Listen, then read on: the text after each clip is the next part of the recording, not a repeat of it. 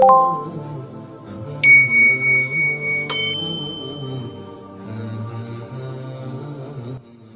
اللہ الرحمن الرحیم۔ شروع اللہ کے نام سے جو بڑا مہربان نہایت رحم کرنے والا ہے۔ نبی کریم صلی اللہ علیہ وسلم کا ارشاد ہے کہ رمضان مبارک کی ہر شب و روز میں اللہ کے یہاں سے جہنم کے قیدی چھوڑے جاتے ہیں، اور ہر مسلمان کے لیے ہر شب و روز میں ایک دعا ضرور قبول ہوتی ہے۔ بہت سی روایت میں روزہ دار کی دعا کا قبول ہونا وارد ہوا ہے۔ بعض روایت میں آتا ہے کہ افطار ہو کر دعا قبول ہوتی ہے، مگر ہم لوگ اس وقت کھانے پر اس طرح گرتے ہیں کہ دعا مانگنے کی تو کہاں فرصت، خود افطار کی دعا بھی یاد نہیں رہتی۔ افطار کی مشہور دعا یہ ہے: اللہم لک صمت و بک آمنت و علیک توکلت و علی رزقک افطرت۔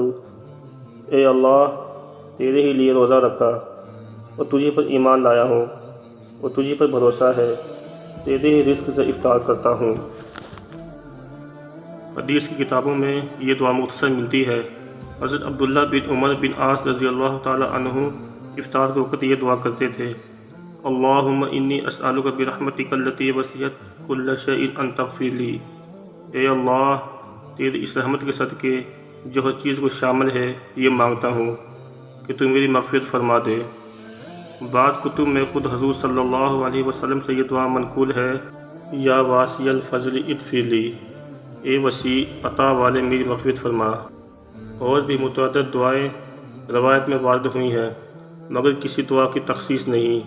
اجابت دعا کے وقت ہے، اپنی اپنی ضرورت کے لیے دعا فرما دیں۔ یاد آ جاوے تو اس سیاہ کار کو بھی شامل فرما لیں کہ سائل ہوں اور سائل کا حق ہوتا ہے۔ چشمہ فیض سے گر ایک اشارہ ہو جائے، لطف ہو آپ کا اور کام ہمارا ہو جائے گا۔ اللہ پاک مجھے اور آپ کو رمضان المبارک میں زیادہ سے زیادہ عبادت اور دعائیں کرنے کی توفیق عطا فرمائے۔